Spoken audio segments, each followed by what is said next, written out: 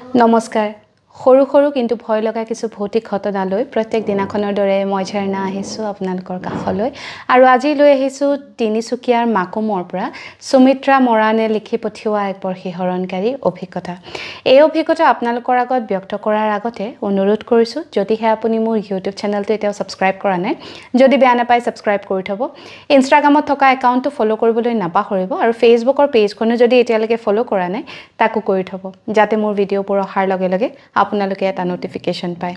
আৰু লগতে যিসকলে মোৰ কিতাপখন পঢ়িম বুলি ভাবি আছে বহুতে মেছেজ কৰিছে যে কিতাপখন ক'ত পঢ়িবলৈ পাম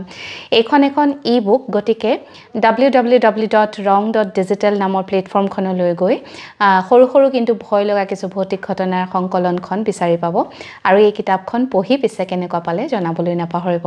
এতিয়া পলম নকৰি আগবাঢ়ো সুমিত্ৰাৰ অভিজ্ঞতাৰ ফালে সুমিত্ৰাহঁতৰ ঘৰ তিনিচুকীয়াৰ মৰাণত আৰু এই ঘটনা 2023 চনৰ দুৰ্গা পূজাৰ দশমীৰ দিনা সুমিত্ৰাহঁতৰ ঘৰখন এখন আসাম টাইপৰ ঘৰ আৰু আগফাল পিছফালে বৰ ডাঙৰ ডাঙৰ দুখন বাৰী তেওঁলোকৰ আছে সুমিত্ৰাহঁতৰ ঘৰত দেউতাক সুমিত্ৰাৰ ভনীয়েক ভায়েক তেওঁ আৰু মাক আৰু কাষৰ দুঘৰ মানুহ তেওঁলোকৰ পৰিয়ালৰে মানে খুৰা খুৰীয়েকত লগতেই থাকে কাষতে ঘৰকিটা দশমীৰ দিনাখন সন্ধিয়াৰ ভাগত সকলো মানুহ তেওঁলোকৰ পিছফালৰ চোতালত বহি কথা পাতি আছিলে পূজা ভাগ চাই আহিলে কেনেকুৱা লাগিলে জেলেবি অলপ লৈ আহিছিলে সকলোৱে মিলি লাল চাহ আৰু জেলেবি খাই আছিলে তেনেতে সুমিত্ৰাই দেখিছে দূৰৰ পৰা যেন মানে বিৰি বা সিগাৰেট জ্বলালে যেনেকুৱা ধোঁৱা ওলাই তেনেকুৱা ধোঁৱা ওলাইছে সুমিত্ৰাই লগালগ মাকক কৈছে যে মা চোৱাচোন এই ধোঁৱা ওলাইছে ক'ৰ পৰা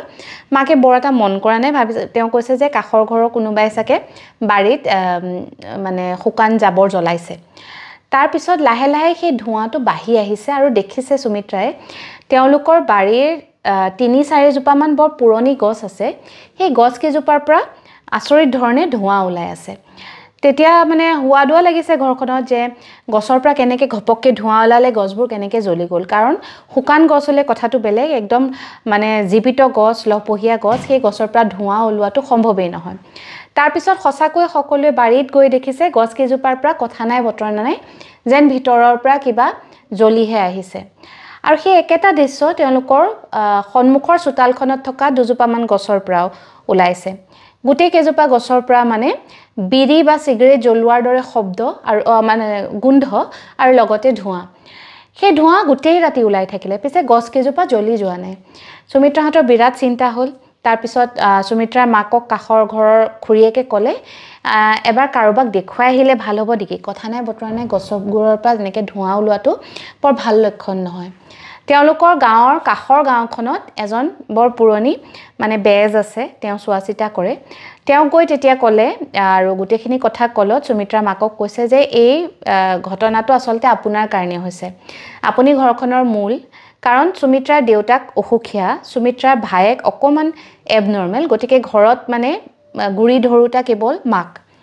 তেতিয়া মানুহজনে কৈছে আপুনি ঘৰৰ মূল আৰু আপোনাক কোনোবাই বেয়া কৰিবৰ কাৰণে আচলতে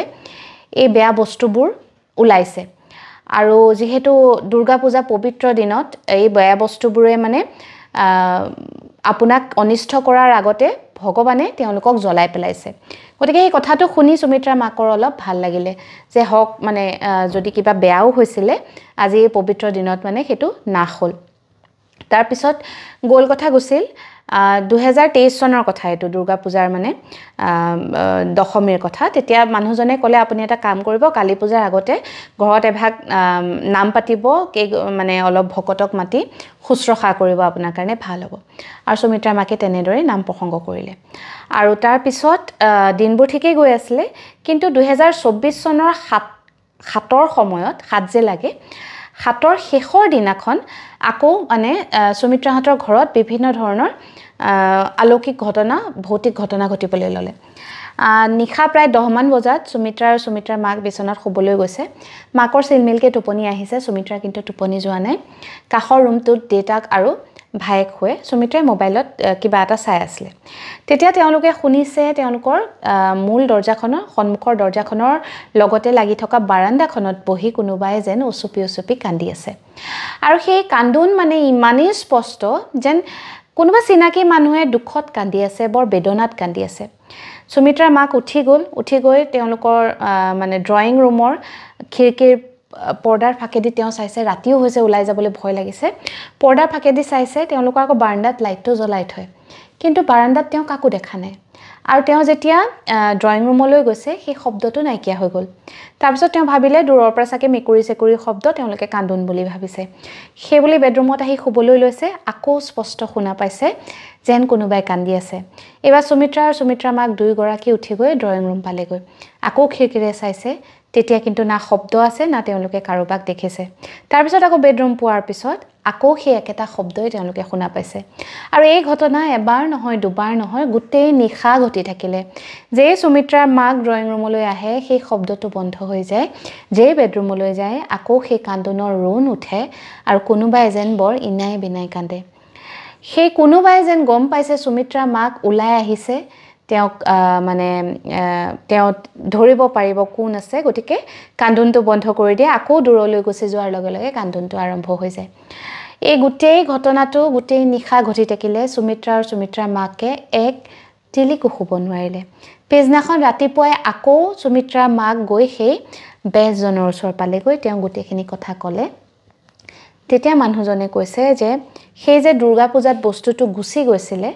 সেই বস্তুটো আকৌ আহিবলৈ চেষ্টা কৰিছে কিন্তু ভগৱানৰ তোৰ ওপৰত কৃপা আছে তই চিন্তা কৰিব নালাগে আৰু এই বস্তুটোৱে তোৰ একো অনিষ্ট কৰিব নোৱাৰে কিন্তু তাৰ পিছতো ঘৰখন মানে বান্ধি ৰাখিবৰ কাৰণে সেই বেজজনে অলপ সৰিয়হ আৰু পানী জাৰি দিলে তেওঁলোকৰ চৌপাশত ছটিয়াবলৈ দিলে সুমিত্ৰাৰ মাকে গোটেই চৌপাশটোত পানী আৰু সৰিয়হখিনি ছটিয়াই দিলে তাৰ পিছৰে পৰা পিছে তেওঁলোকৰ ঘৰত আৰু এই ঘটনাবোৰ ঘটা নাই সুমিত্ৰাই শেষত লিখিছে যে দেউতাৰ অসুখ হোৱাৰে পৰা মায়ে একমাত্ৰ ঘৰৰ মানে গুৰি ধৰোঁতা দিনে ৰাতিয়ে তেওঁ কাম কৰি থাকে তেওঁ মানে ভয় খায় বা অসুস্থ হৈ ঘৰত বহিব নোৱাৰে ঘৰখন নচলিব কিন্তু এই অজান শক্তিটোৱে যেন তেওঁক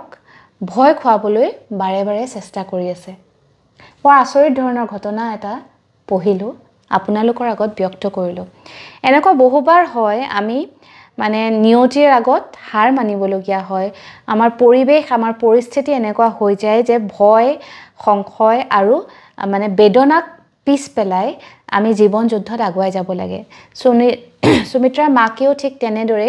বহুত তেওঁ ভয় খাইছিলে হয়তো চাগে তেওঁৰ হাজবেণ্ড সুস্থ থকাহেঁতেন তেওঁ মানে ইমানখিনি সাহস কৰিব নোৱাৰিলেহেঁতেন কিন্তু যিহেতু তেওঁ অকলেই ঘৰখন চলাই আছে মানে অজান শক্তিৰ ভয়েও তেওঁক বাধা দিব নোৱাৰিলে বৰ মানে পজিটিভ এটা ঘটনা আজি পঢ়িলোঁ আপোনালোকৰ আগত ব্যক্ত কৰিলোঁ শুনি কেনেকুৱা পালে জনাবৰ কাৰণে ভিডিঅ'টোৰ তলত কমেণ্ট কৰিবলৈ নাপাহৰিব লগতে আপোনাৰ যদি কিবা অভিজ্ঞতা আছে যিটো আপুনি মোৰ লগত শ্বেয়াৰ কৰিব বিচাৰে তেনেহ'লে মোৰ মেছেঞ্জাৰত গৈ এটা মেছেজ কৰিব আজিৰ এই ঘটনা ইয়াতে সামৰিছোঁ কাইলৈ নিশা এক নতুন অভিজ্ঞতা লৈ আপোনাৰ কাষ চাপিম এতিয়ালৈ আহিছোঁ শুভৰাত্ৰি